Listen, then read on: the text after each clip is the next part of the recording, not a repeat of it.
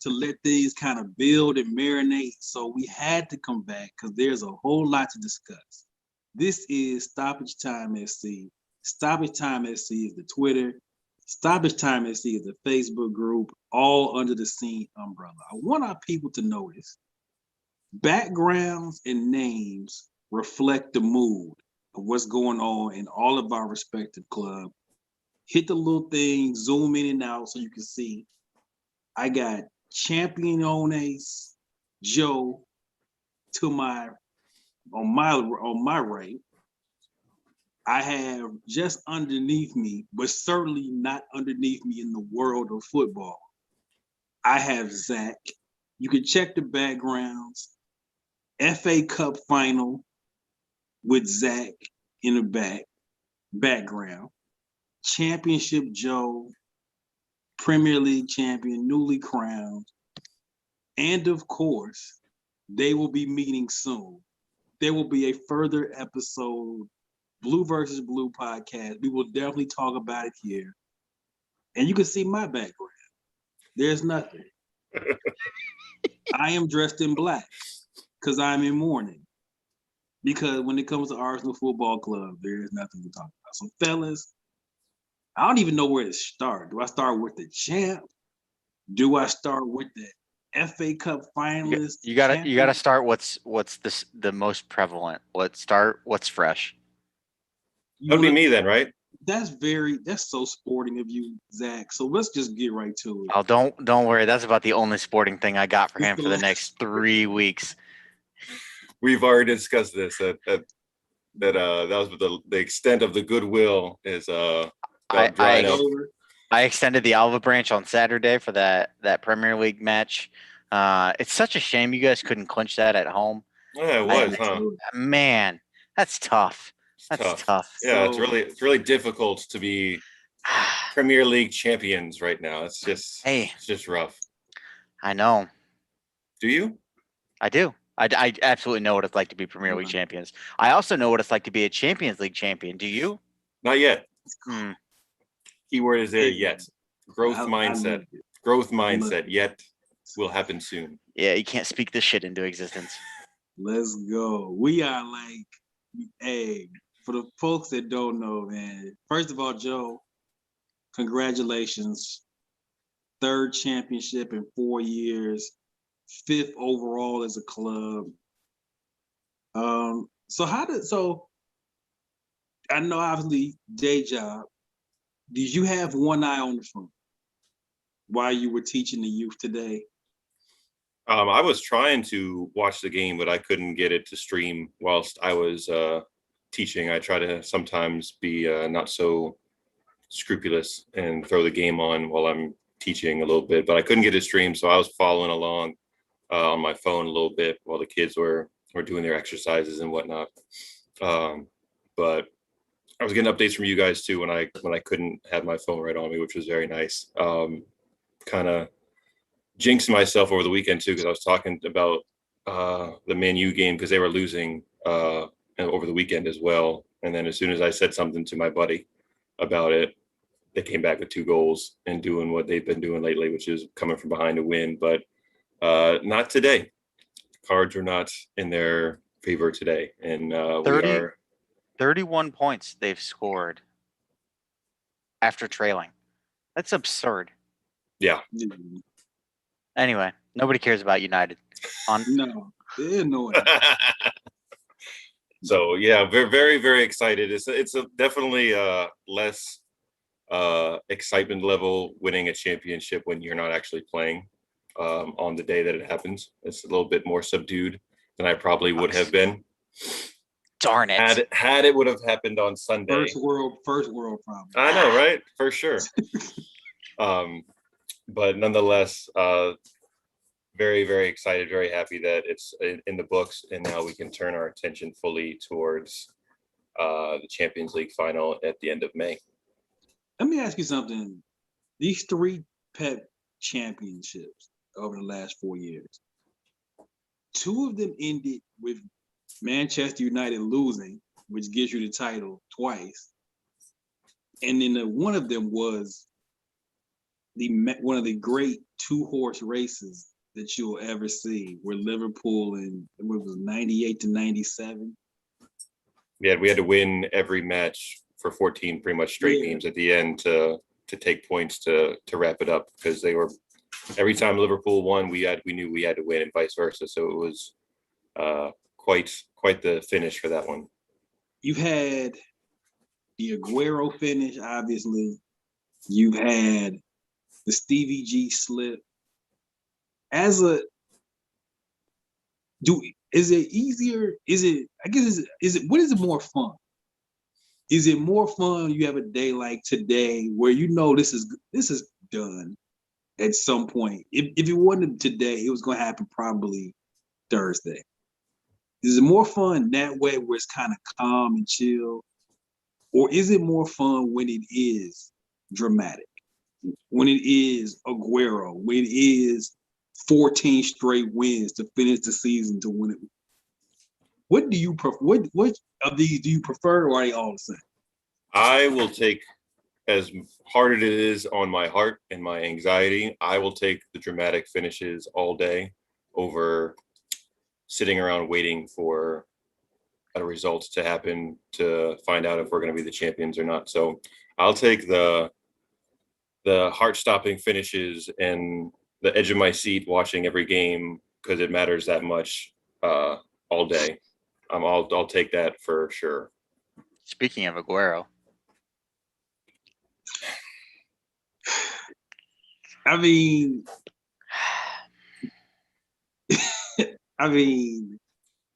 it's funny now because you've won it. And it really had no impact on the title. It wasn't going to have an impact on the title race regardless, but still. I'll say this. If you all had a 4-point lead, there's no way. There's zero chance he tries that. There's no way he tries it. No way. And because if he tries it and it didn't work, Pep that would have been his last Man City moment. If it was a closer title race, he would have. Yeah, I was telling Zach and everything. It doesn't diminish his meaning at the club or his legacy in any way possible, but it's a shame that such a big moment could have been him finishing that off, because we and Zach talked about it. If he hits that and it goes in 2-0 at halftime, it's probably over. In that game. Tuchel said it after the match. So that could have been he wins the Premier League title again, pretty much for the club, and it goes down as a boneheaded penalty take, and that's going to be one of, possibly, it depends on what happens, and if he plays a role in the final, that could be one of the last images we see of him in a Man City jersey is at Panenka. So I don't know everybody will go ahead, Zach. I don't know what I enjoyed more, watching Pep's reaction after he did it, or watching Mendy read it in the midair and then just stick a hand up and one hand like, okay, boy, sit down. It was good. It was good. Yes, Sergio just had a moment. He just he had a moment. The one thing I will say, and I wholeheartedly meant this when I put it in the chat, there is 0% chance he winds up in a Chelsea jersey next year because of that stunt, though. Roman is not the guy that forgets. I mean, there's a reason why we never got the guys like Paul Pogba because of Mino Raiola, because Roman doesn't forget. That attempt doesn't sit well with him, and I know that there is 0% chance he ends up in a Chelsea jersey, which kind of sucks because I would have enjoyed having him as a, second or third choice striker. It's a good luxury to have, but it was, and to caveat like what Joe said, it absolutely does not taint his legacy. It doesn't diminish all the great things he's done for City and for the Premier League in his career, but it 100% tarnished that game. It tarnished that moment, and truthfully, it cost them the game because it changed the entire momentum, and you saw it from the moment 45:01 hit the clock. Chelsea took advantage. So, speaking of Chelsea, last week, Chelsea completed the deal. beating Real Madrid to advance to the Champions League final, which we'll talk about it shortly, and then leads into the match we talked about with Chelsea, to making Man City have to stall another day. So Zach, I just want to kind of take your temperature. This season has kind of progressed for Chelsea. It's just kind of gotten better, and without winning, quote unquote, winning the Prem, it's really gotten really good over the last like 3 to 4 months. Mm-hmm. Kind of how you feel about it? I mean, it's so much better than what it was. To look back, and it's kind of ironic because Tuchel did an interview today, and he talked about Frank Lampard and the foundation that Frank laid for him going into this. Now, yeah, Chelsea were 9th when TT took over, but I mean, Lampard definitely got us to where we are. Tuchel just completely re-energized the squad, changed the whole demeanor of the squad, and it literally has. I can't think of a better way for this season to end than fighting for the FA Cup final and fighting for the Champions League. Because I mean, if Frank Lampard is the coach, we're in neither of these two matches. I hate to say it, but it's just that's the way it is. Mm-hmm. We probably would have squeaked by Porto, but I think Real Madrid would have taken us to the shed. Because, and I don't know what Tuchel's done different, but he's re-energized N'Golo Kante into the best holding midfielder in the world, and it's not even close. He's playing at that upper echelon level. He won Champions League Man of the Match 3 straight matches in a row. That's absurd. Was Frank playing him as a holding midfielder, or was he playing him kind of as a right mid, central midfielder? That's the big difference, because he's playing in his natural position now, because before it was strictly Jorginho playing that holding role, right? Yeah, but it's weird though, because, and I talked about this on the last time we were on the show, and TT has this double 6 holding midfielder pivot role for both Jorginho and Kante. But, and I know that he's not your favorite player, but Jorginho is playing at a very high level, and that's allowing N'Golo Kante to be that 100-mile-an-hour covering all 120 yards at all moments of the game. And when you can rely on your other midfielder to do that, and have Kante do what he does best, that's where he excels. That's the reason that France won the World Cup. It's the reason that Chelsea is in the position that they are right now, is because of N'Golo Kante. Frank also didn't manage him well injury-wise. He ran him ragged early, and he got injured. And luckily, we had the luxury of playing Kovacic and Jorginho there for a while to let Kante get back to that peak physical health. And ironically, Kovacic was the one who ended up getting injured. And so, you swap like for like, although they're not like for like, but you sub one for the other, and it's been amazing. And I said this to you all in a group chat, and I think this could be, and I legitimately hope so, because I feel like Arsenal is like completely dead, so somebody else should have some enjoyment. This could be the start of Chelsea Man City rivalry. And it starts with things like this week. So Chelsea stopped the run to the FA Cup. Chelsea delays the title a couple more days. We're going to get into, obviously, the biggest match in the world in a little bit under 3.5 weeks that you are playing for. And to me, I look at Chelsea's team, and unless United and Liverpool do something really wild this summer, I think Chelsea is the second best team in the league, despite with whatever the table says. I think next season, if there is somebody who can do something about the Pep dynasty, it actually is Chelsea. And I think this could be the start of a little rivalry because that's how they start. Rivalries start over trophies. It's how when Arsenal and Manchester United was the peak of football rivalry, late 90s, early 2000s, it's over trophy.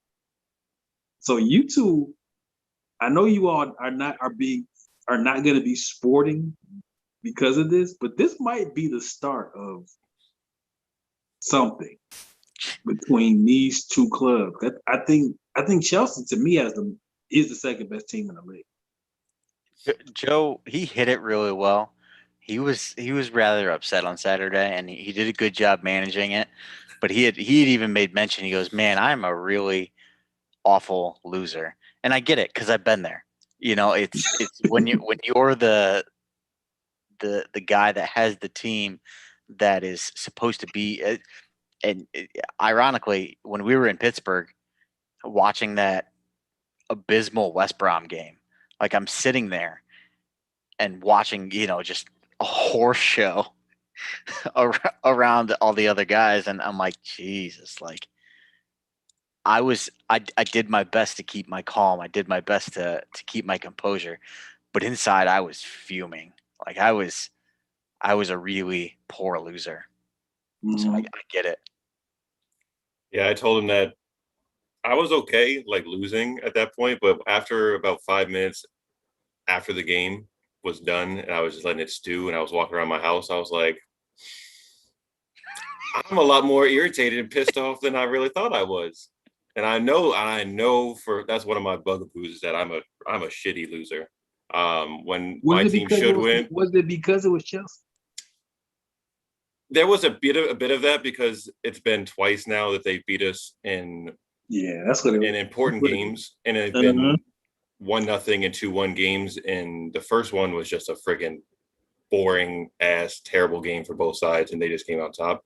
And this one, Aguero had a clear shot, no problem. There was a penalty that could have happened, but it didn't. That happens in all games, and I'm not by any means blaming that for the loss.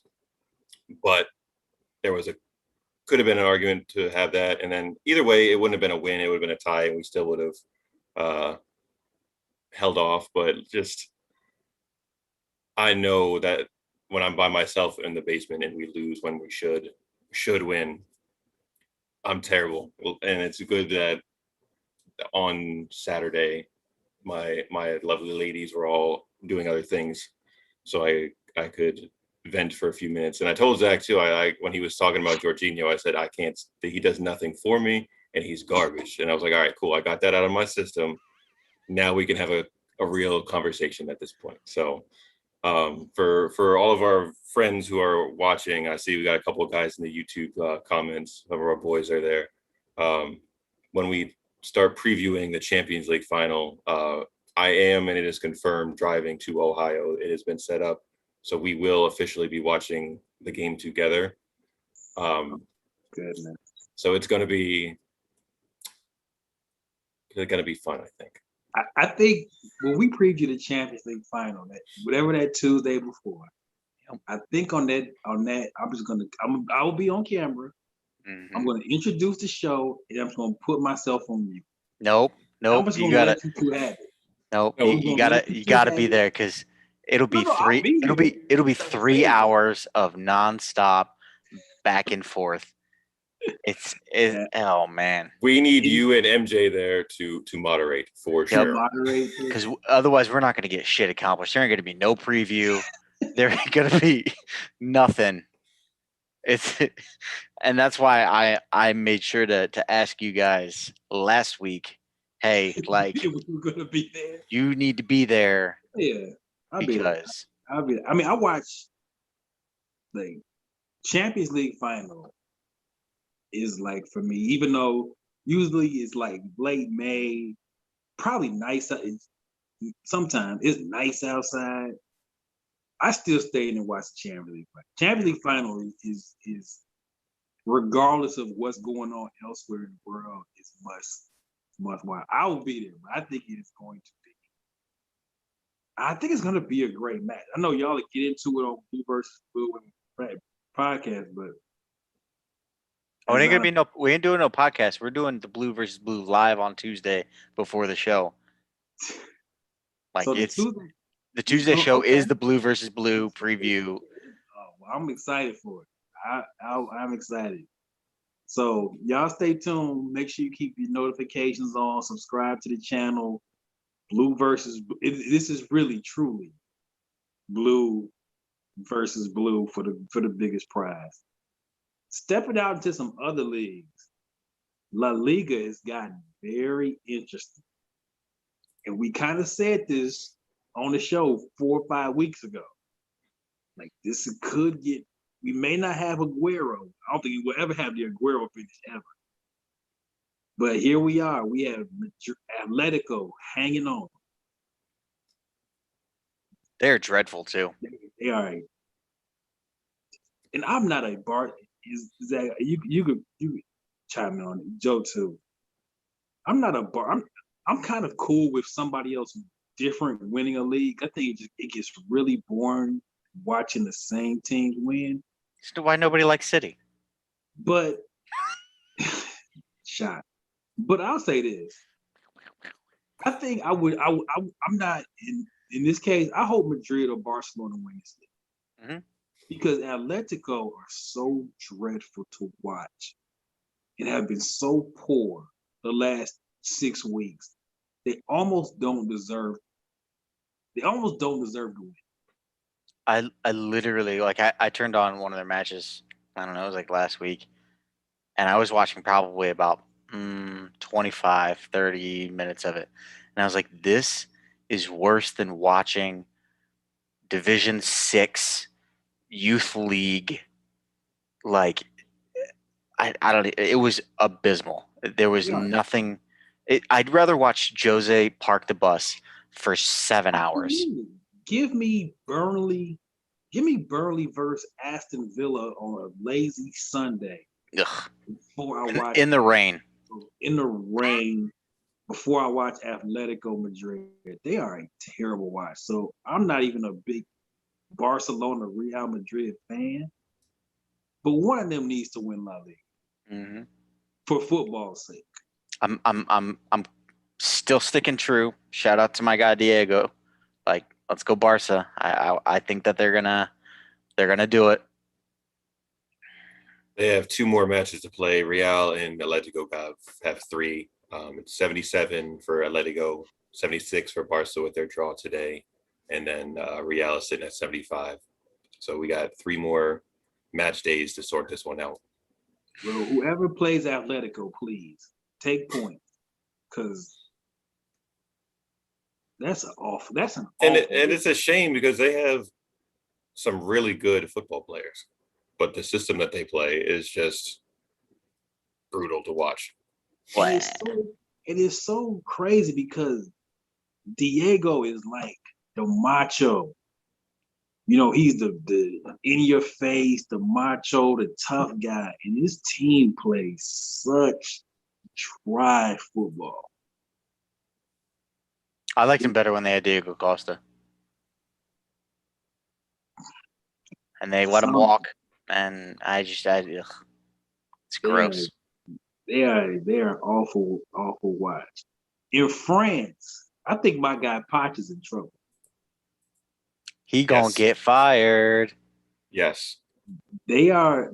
Lille is up 3. Was it 3 points? 3 points. Yep. I think so. Yep. With 2 to play. And shout out to Lille. First of all, Lille has sold Arsenal $110 million worth of players, and it has the league in the league in French 1. It's leading French League 1, which is hilarious. But yeah, Poch. If they don't win this league, you don't win it. You're supposed to win the French league. You're supposed to, and you didn't make the champion. You didn't make the Champions League final after you made it last year. Well, yeah. Here's the thing. Let's not forget. PSG fired Thomas Tuchel because he lost in the Champions League final. He still won the league. You didn't Right. make the final and you're not going to win the league? You got to go, homie.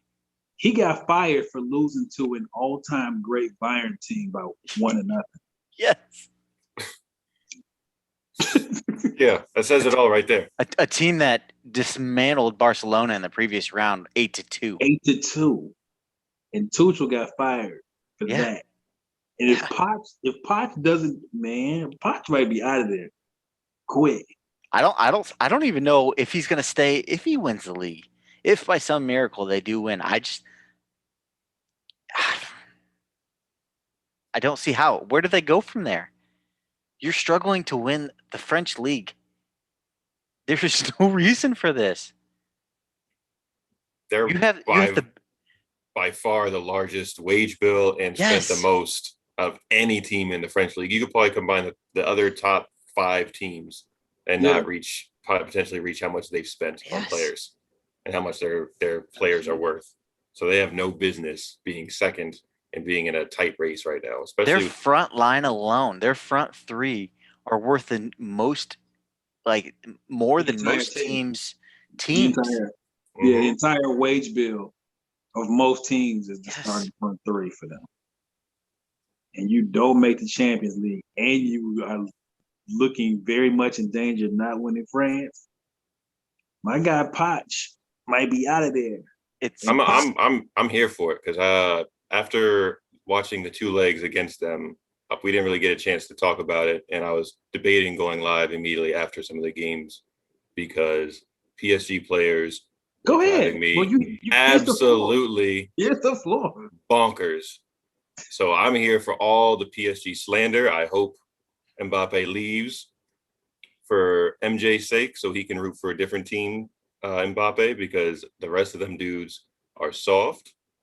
They flop around. They have no composure whatsoever, and they start taking cheap shots as soon as they start losing. Don't sugarcoat it. I'm not. No, call that man out.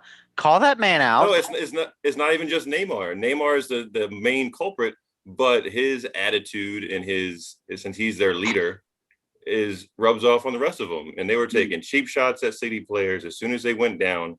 They are terrible losers. I know because I am one. Okay. They are awful losers. And as soon as they weren't getting their way all the time, they started flopping around, demanding crap from the referees, sticking their foot in on City players unnecessarily, and then whining when they didn't get calls. So I'm here for the PSG downfall right now. I'm here for it. It's like the old saying goes, you can take the man out of Tottenham, but you can't take the Tottenham out of the man. Yeah. PSG is, I don't know. I'm very glad that we put them out. But again, Lille winning that league would be great. Fantastic. Yes. I'm here for it. It would be right for football. Lille winning that league because I think PSG with all the money and all the bells and whistles and everything that they have to get beat by Lille winning that league would be great. I'm going through their roster right now, and I know the reason that they're winning the league right now. It's because of Renato Sanchez has been absolutely awful. Renato resurrected from football purgatory. He's come back. Renato was supposed to be the guy about 3-4 years ago. He was a hot name. Here's the thing, though. This is exactly like they're going to lose more players this year because Boubacar Soumaré, he's gone because he's already been linked. I'm sure people are going to be knocking on Jonathan Bamba's door. Yeah. Lille will lose 3 more players this summer. And find more players. Like they there's no right way to run football, but I like how they do business. I like what they do. So them winning the league will be great. So Lille, let's go Lille. So Joe can have more PSG slander. I'm here for it. Maybe if my guy Potts gets fired, he will hire. I'll take Poch at Arsenal. No, don't do that. I might. do that. I might take Poch. I just can't. You'd be I better can't- off hiring Shaqiri. Let me say, I can't deal with McKill. I'm through with McKill. Oof, that's tough. Club legend. Yeah. Ask me how I know. I was gonna say. Ask y'all me how I both- know. How do you know, Zach? Because I've been there. And Lampard had more rights to that job than McKill had. The one thing that I was really confused looking at, and I'm curious to see who he starts tomorrow. You guys got a big match against Chelsea tomorrow. I'm curious to see who he plays because he's still starting the likes of guys like Willian and these old. Willian just scored his first goal of the year last match. William, man, ski mask. Ski mask. Hey, at least you didn't pay Chelsea this time. Doesn't matter. Sometimes them free loans. Anytime William's not in the starting lineup, it's surprising. He rode the William train forever Mm-hmm. to the expense of young players, and so I don't know. Go ahead. I had warned you earlier in the week that I had something for you. Okay. I want to know honestly, where does Arsenal go from here? Okay, so say they fire Arteta, which they should. Where do they go? If it's me, we're not gonna have European football. So for those who watching, Arsenal has no shot at European football nation. There's no Champions League. There's no Europa. We're not gonna make the Europa Conference League, which quite frankly I didn't want to make anyway. So if you're Arsenal, what you have to do what Leicester did. You have to go find Riyad Mahrez in the second division of France. Mm-hmm. You have to go find N'Golo Kante in the second division of France. You have to go find championship star Jamie Vardy out the championship. And you have to hit on something. You have to hit. This is where scouting and recruitment becomes critical. Because one of the issues that Arsenal has had, they have misspent money like nobody's business. They have an obscene wage bill. They have an obscene wage bill. So if there's no European football, to your point, Zach, first of all, nobody's unsettled. I think you got a gut. I think you got to gut all your top wages. If to survive. Lacazette, you want to go? Cool. Bert Leno, you want to go? Fine. Anybody who wants to go this summer can go. There is nobody on this team that's untouchable. So I have a hot take, and I don't know if it's gonna happen, but Go ahead. I think Aubameyang's gone. That's fine. I think there's an outside chance he moves across the city. To you all? Yes. Sure. Let's not forget his best 2 seasons were at Dortmund under Tuchel. Come, you slap the money down. And a name that I really think Arsenal should pursue is Daryl Dike. Yeah. Since he left, I think he was at the Philadelphia Union, and he went to Barnsley. He adapted to the English game super quick. And you need someone who's not going to cost you a fortune, but still be able to put goals into the back of the net. Absolutely. Because Aubameyang makes like $370K a week, and you can't do that if you're not playing in Europe. It's not feasible. I'm with that. It's not a hot take. Well, I mean, It's not. I say it as a hot take because it's not being talked about. Like it's not. Yeah. Nobody's saying Aubameyang's going to Chelsea. When you are in ninth place in no European football, you gonna have to make those type of calls. So selling Aubameyang, selling Lacazette, yeah, I'm with it. You got to go youth. You have to just and maybe it sucks for the next year or so, but give those guys like the hyphenated dude. Emil Smith Rowe. Yeah, Yeah, just let him go. He's shown flashes already. He's capable of playing in this league. Yeah, you just got to let him go. Saliba, who is on loan to France, has to play next year. Yeah, this is the time. Who's the dude on loan at Newcastle? Joe Willock is okay. Joe Willock is the one who's ending careers right now. Yeah, Joe Willock is okay. I think Joe Willock could be a really good, like your first midfielder off the bench. He's probably not a starter level, but someone like him, if you're going to go through this transition period where you just go rebuild, it's not the worst idea to bring him back. Matteo Guendouzi, who should actually still be on the team. Mm-hmm. We loaned out our three best midfielders are loaned out. Guendouzi, Torreira, and Joe Willock are all better than the three midfielders that we had. Because Danny Ceballos is terrible. Granit Xhaka is how Joe feels about Jorginho. That's how I feel about Granit Xhaka, and he's on my team. Granit Xhaka is dreadful. He's so whatever. So yeah, we got a big rebuild coming up. I don't think there's any chance you keep Odegaard now. I thought if you made European football, you could convince Real Madrid to sell.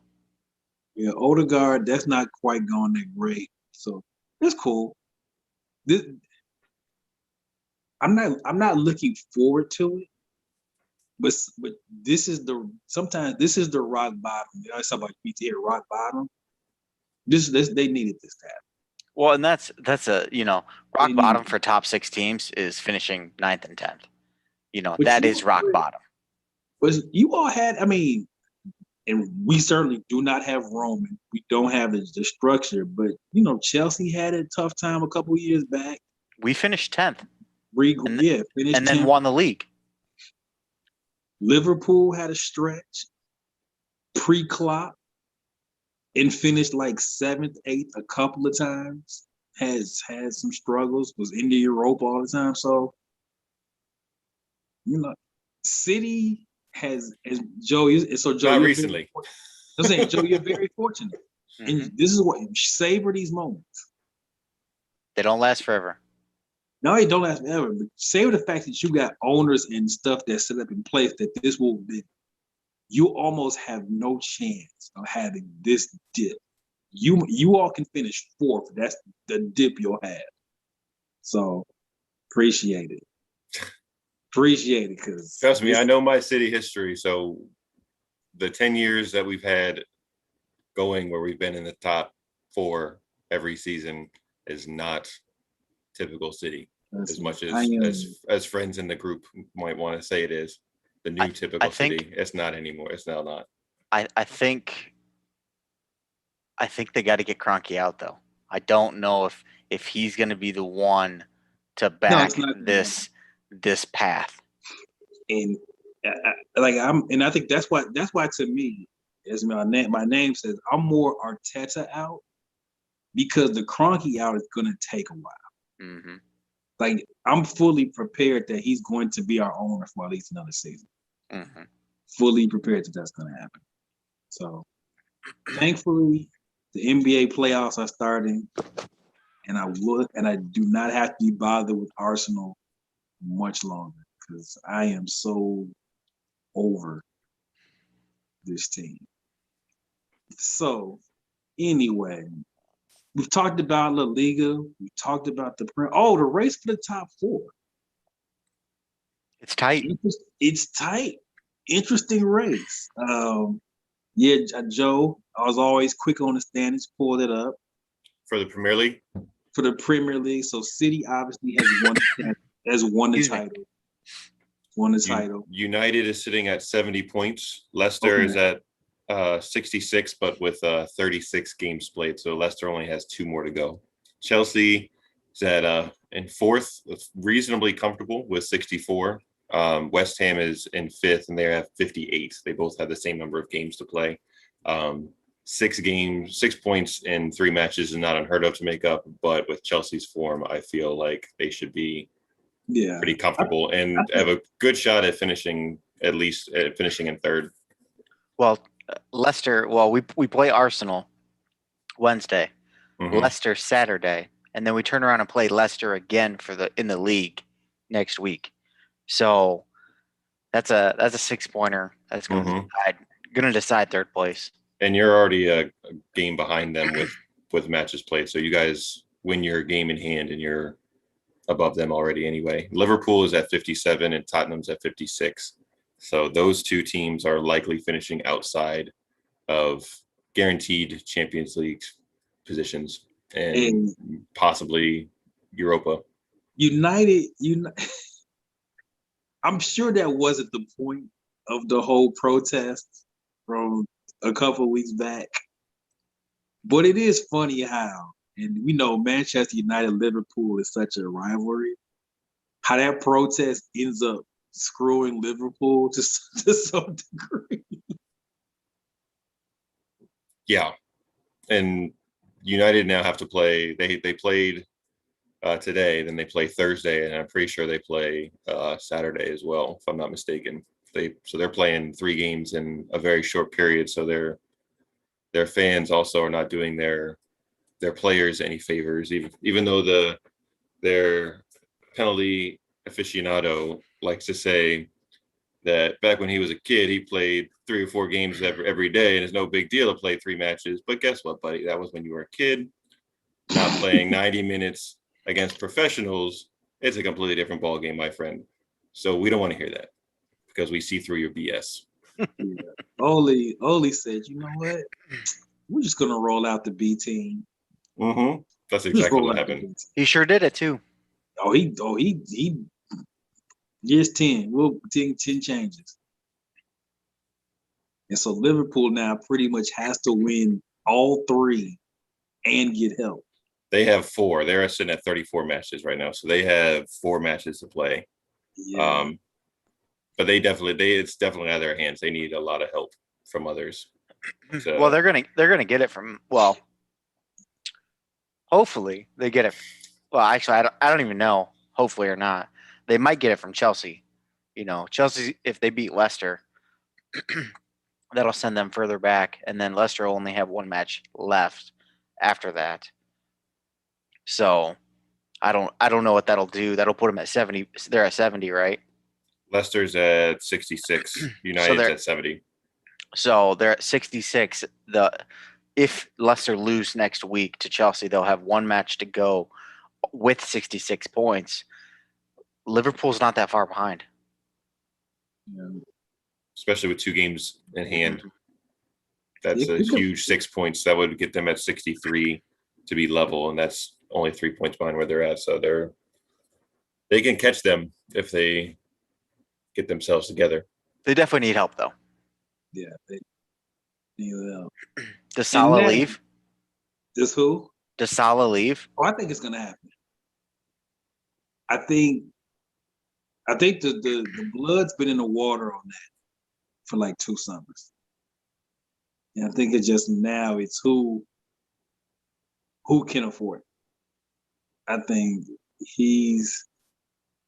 and it happens. He's been there 4 years, which is not a long time, but with Liverpool's money situation and the way their contracts are kind of all coming up, everybody can't get paid. And he's the guy that has the most value. Do you think he's more valuable than Sadio Mane? Yeah.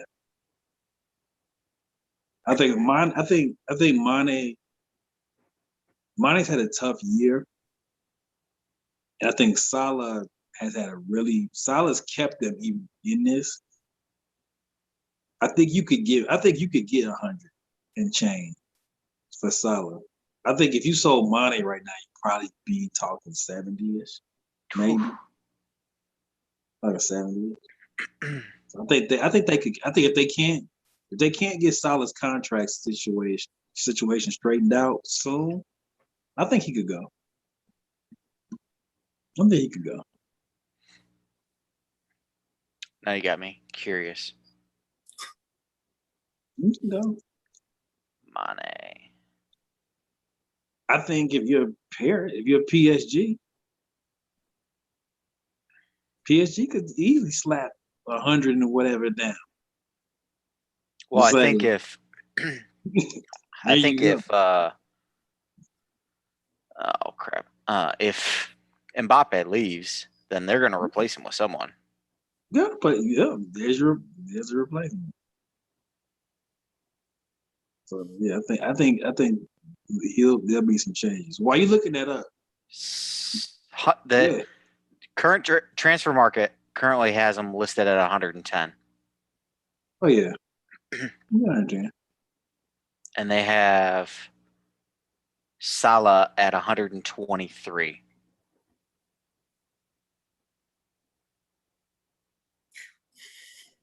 It's a lot of money. Yeah, it's A lot of money. They still have Firmino at 60 mil.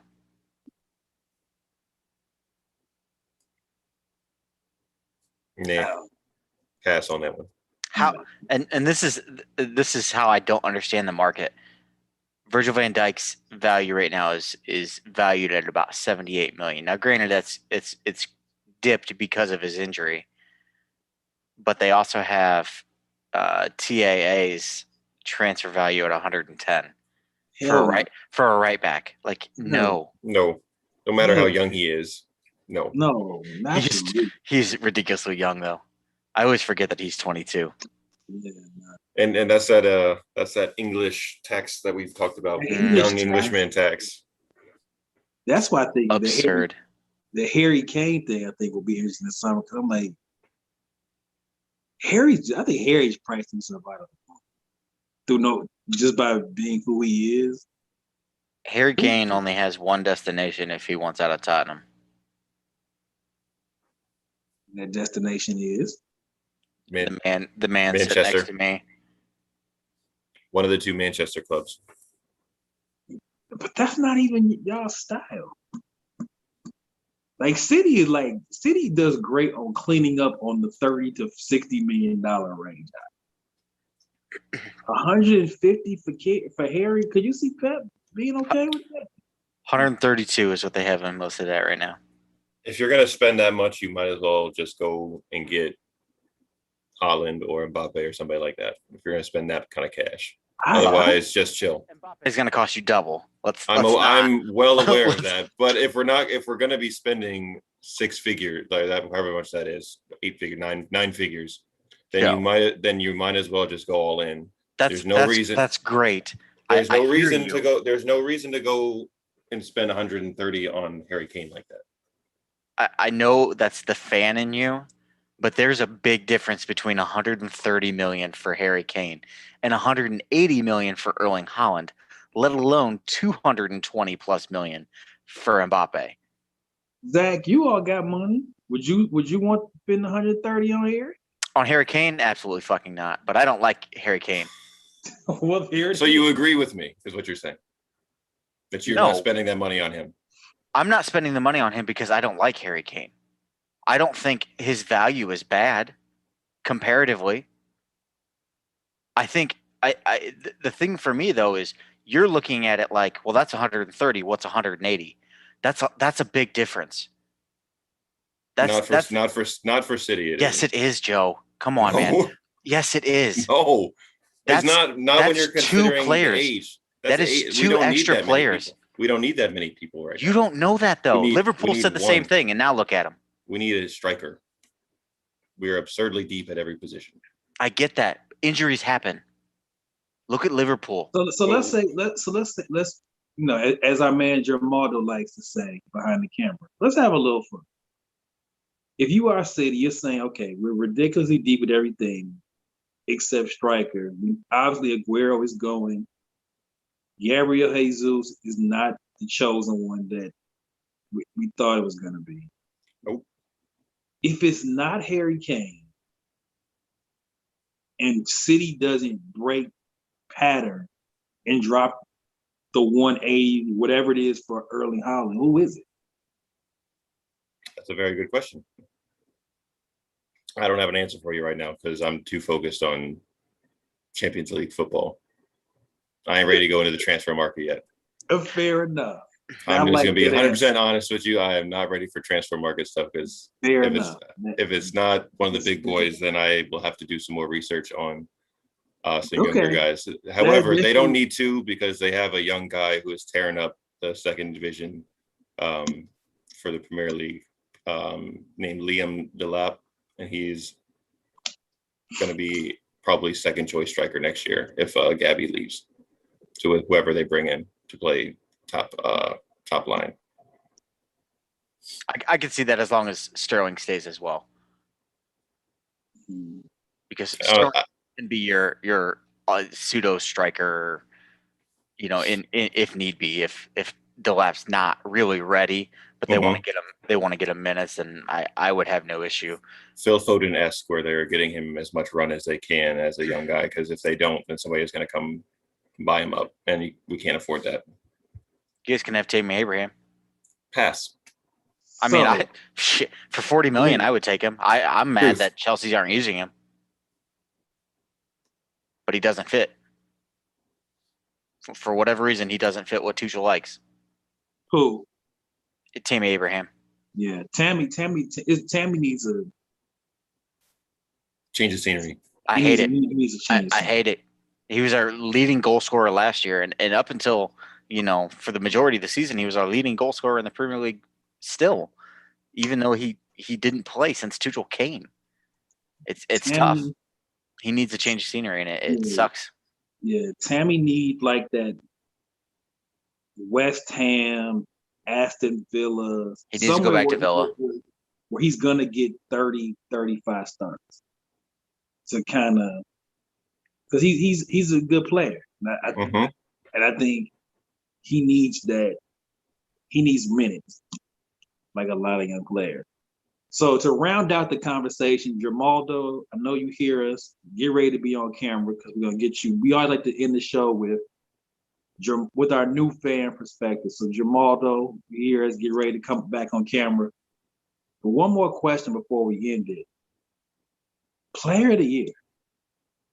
Player of the year is always a hot topic. So I have 3 candidates, and they are represented on our show. I have 2 from City. I have 1 from Chelsea. Me and Zach, I don't think me and Zach are quite on the same page on the City candidate. We're going to find out. So here's the 3 I have. I have Ruben Diaz from City and Ilkay Gundogan. I'm pretty sure I didn't say his name right, but I'm sorry, Ilkay, if you listen, if you watching. As the other candidate. And my third, my Chelsea representative, I think this is where me and Zach are probably not on the same page. I think it's Mason Mount. I think Mason Mount is actually the third, actually the Chelsea candidate. Yes, Conte, second half of the year under Tuchel, not used better, not injured, back to what he was. But if you're telling me start to finish, I think Mount's is the third guy. I don't think Bruno Fernandes is too many penalties. I'm not interested in all of his penalties. 13 out of 17 goals have been scored by the penalty spot. Miss me with that stuff right there. Get him out of here. Liverpool is too far down in the table for me to pick Salah. No, West Ham has had a good year, but nobody on West Ham has really stood out individually that I would say, yeah, you should be in the conversation. Same thing with Leicester. Nobody has really, like Jamie Vardy has not had a great year. Leicester's best player of the year should be Wesley Fofana. Wesley Fofana is probably the closest, but I don't think he's been better than Ruben Diaz. Mm-hmm. So to me, so those are my three. Do you all have a top three for player of the year? And kind of bat this around, and then Jamaldo, turn your camera on and come off of mute. Joe? I have Diaz and Gundogan as well, because we would not be in this position without those two specific players. As great as individually as Kevin is, he's had a good year, not a great year. Ilkay single-handedly won us a bunch of matches in the middle of the season, scoring all those goals in January and February. And Ruben Diaz has been an absolute rock and just stud in the back line. And the biggest difference this year with City is that their defense has been so much better than last year. And he is the main reason why. His partnership with John Stones, he along with some of the sports psychologists that are on City staff have really gotten the best out of John Stones, because he was not in good headspace the past couple of years. And partnering him with Diaz has done him a world of good.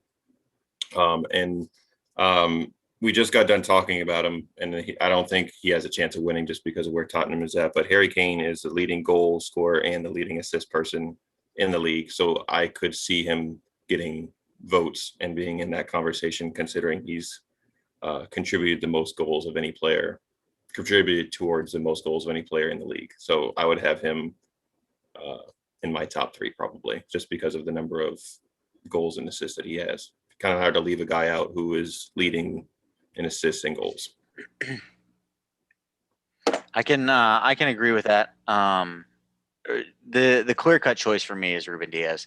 I think that he should follow in the footsteps of Virgil van Dijk and be the player of the year. I don't think it's really that close, if I'm being honest.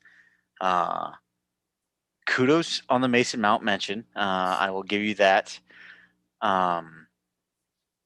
The thing for me, and ironically, Bruno Fernandes actually mentioned Mount today and said that his numbers aren't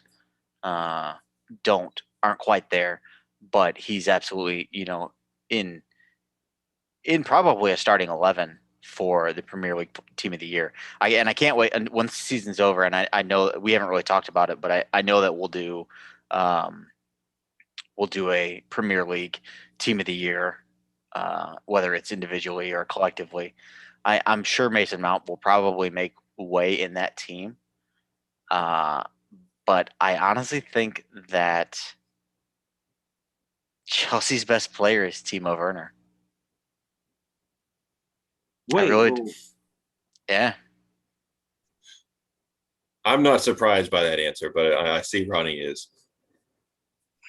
Yeah, that's a curveball now. Strike three. As much as I would love to say N'Golo Kante, I don't think he, over the course of the year with his injuries and everything, I don't think you can put him up there. And now I'm going to caveat that with I don't think Timo Werner is quite in that category either. But if you're going strictly on Chelsea's best performer, he's got 12 goals, 14 assists on the year. He's the first player in Chelsea's he's the first player in his inaugural season with Chelsea to finish in double-digit goals and assists since Eden Hazard has done it. And that's a big deal. He may not be putting 45 in the back of the net like he did at Leipzig, but that's not a sustainable those aren't numbers that are sustainable. So I know Werner has missed a couple really easy goals that, shouldn't be missed. But Chelsea are not in the Champions League final without Timo Werner. So for me, the player of the year for Chelsea is Timo Werner. That being said, my top 3 for Premier League Player of the Year are Ruben Diaz. A distant second is Harry Kane. And my third is actually going to surprise you. Mason Greenwood. That is surprising. You change up curveball, slider. Yep. Greenwood's not getting enough love at United. And he's been really, really good. Now, granted, it helps having Bruno Fernandes by him to help facilitate that. But I thought that Rashford was going to be the future at United, and he still may be. But don't sleep on Mason Greenwood. I think he's a lot better than what he's getting credit for. Mason Greenwood, Mason Mount. We're going to talk about this when it's time for European Euro preview. If England had, all I'm going to say is this: if England was managed by somebody else, I would pick them to win the tournament. You don't like Southgate, huh? Oh no, Southgate is like toned down Diego Simeone. All right. And if you look at England, we don't want to get too deep in this. They have a ton of attacking talent. Mm-hmm. Like if you look at the amount, we talk about Foden, Greenwood, Grealish, Mount, Harry Kane, Rashford, Jadon Sancho. There are not Jude Bellingham, Raheem Sterling. Sterling, like It's absurd. they have an absurd amount of attacking talent, but the way Southgate plays them. I mean, there's only so many spots, though. You got to have defenders. They are, but like he insists on playing Declan Rice. Okay, but who else is going to fill that role? You can't put Foden, Mount, and Grealish in the midfield. There is no defense there. Well, I don't think you can put Moses Bradley, but I don't know. I don't like the way they play. I don't disagree with you there. Really don't like how they set up for all that. So, but that's a future show. When we get to the Euro, Yep, we're going to cover the Euros. we're definitely gonna cover the Euros. But England honestly should. I honestly think if they were managed by somebody else, I would pick them to win. Like, I still might. I think they have as much talent attacking wise as they had at any time during the Rooney, Beckham, Gerrard days. Like they have a ton of talent. There are really only 3 teams I think realistically are going to win.